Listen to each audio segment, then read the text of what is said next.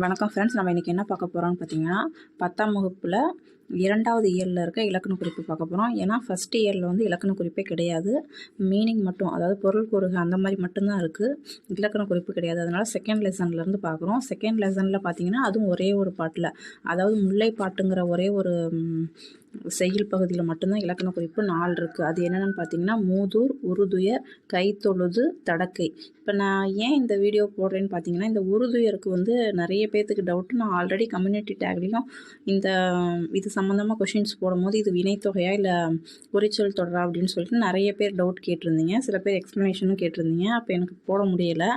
இப்போ பாருங்கள், நம்ம அப்படியே வரிசையாக பார்த்துடலாம். மூதூர் அப்படிங்கிறத நம்ம எப்படி பிரிப்போம், பிரித்தெழுதுகன்னு சொல்லி நமக்கு ஒரு சில கொஷின்ஸும் கொடுப்பாங்க.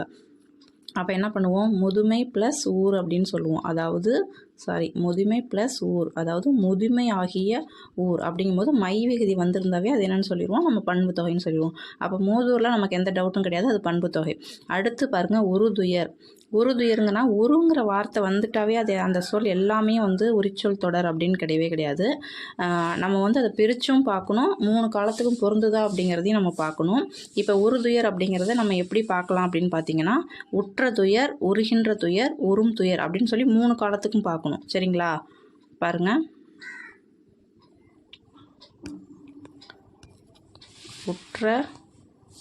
உற்ற துயர் அதாவது முடிஞ்சு போனது. அடுத்து உருகின்ற துயர்.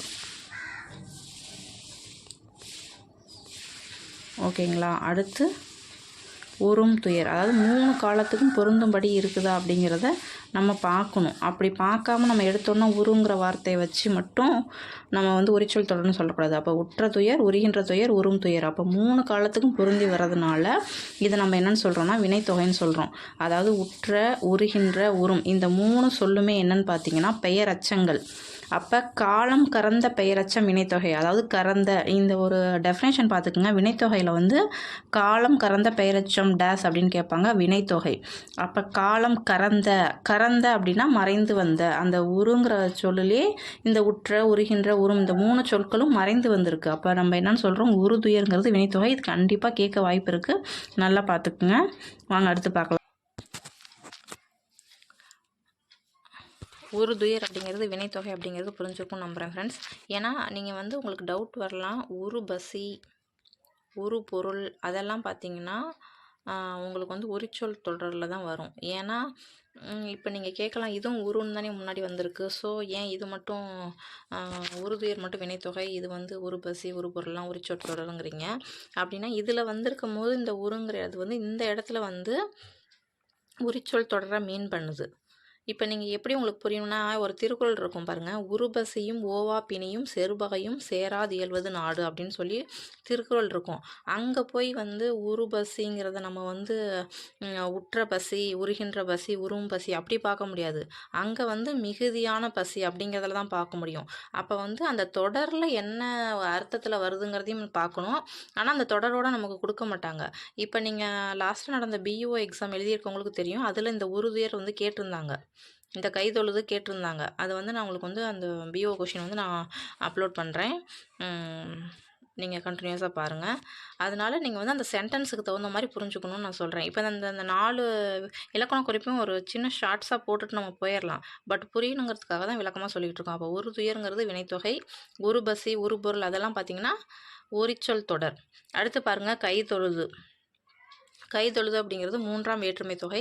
நான் முன்னாடி ஒரு வீடியோ போட்டிருப்பேன், அதாவது 9th இயலுக்கான இலக்கண குறிப்பு, அதாவது 10th சப்ஜெக்ட் வந்து 10th தமிழ் தான், 9th லெசன். அதில் பார்த்தீங்கன்னா கைமுறைன்னு ஒன்று இருக்கும். அது வந்து கைமுறை அப்படின்னா கையால் செய்யும் முறை, கையால் ஆளும் வருது, செய்யும் அப்படிங்கிறதும் வருது. அதனால நம்ம அது என்னன்னு சொல்லுவோம்னா 3ஆம் வேற்றுமை உருவும் பயனும் உடன் தொக்க தொகைன்னு வரும் அந்த இதில், கை முறையில். இங்கே வந்து கை தொழுது மட்டும்தான் இருக்குது, கையால் தொழுது ஆள் மட்டும்தான் வருது. அதனால நம்ம என்னென்னு சொல்கிறோம்னா 3ஆம் வேற்றுமை தொகைன்னு சொல்கிறோம். தொகைனாவே மறைந்து வருது. அப்போ கை தொழுதுங்கிறதுனா 3ஆம் வேற்றுமை தொகை. 4வது பாருங்கள், தடக்கை. தடக்கை அப்படின்னா உரிச்சொல் தொடர். தட அப்படின்னா பார்த்தீங்கன்னா நீண்ட அப்படின்னு பொருள். சரிங்களா? அப்போ நார்மலாக இருக்க ஒரு கையை வந்து நீண்ட கைன்னு சொல்கிறோம். தடக்கை அப்படின்னா நீண்ட கை. அப்போ ஒரு பெயர் சொல்லோ ஒரு வினைச்சொல்லோ இருந்துச்சுன்னா அதை வந்து உயர்த்தி கூறுவதற்காக வர்றது தான் வந்து உரிச்சொல். ஓகேங்களா? அப்போ தடக்கை அப்படிங்கிறது வந்து நீண்ட கை உரிச்சொல் தொடர். ஓகே ஃப்ரெண்ட்ஸ், இந்த நாளும் புரிஞ்சிருக்குன்னு நினைக்கிறேன். இதில் நான் இப்போ வந்து தமிழ் எலிஜிபிள் டெஸ்ட்டுக்கு யூஜிடிஆர்பிக்கும் சரி, இல்லை டிஎன்பிஎஸ்சி ப்ரிப்பேர் பண்ணினாலும் சரி, டெட்டு ப்ரிப்பேர் பண்ணிங்கனாலும் சரி, எல்லாத்துக்குமே இலக்கண குறிப்புங்கிறது ரொம்ப இம்பார்ட்டன்ட். Okay friends, thank you. நம்ம சேனலில் நிறைய பேர் சப்ஸ்கிரைப் பண்ணாமல் தான் பார்க்குறீங்க. ஸோ சப்ஸ்கிரைப் பண்ணிவிட்டு பாருங்கள். நம்ம அடுத்தடுத்து இன்னும் 1 வீக் அப்புறம் பார்த்திங்கன்னா யூஜிடிஆர்பி முடிஞ்சதுக்கப்புறம் நம்ம மேக்ஸ் வீடியோ, மற்ற எல்லா சப்ஜெக்ட்டுக்கும் வீடியோ போடுவோம். பாருங்கள். Thank you friends.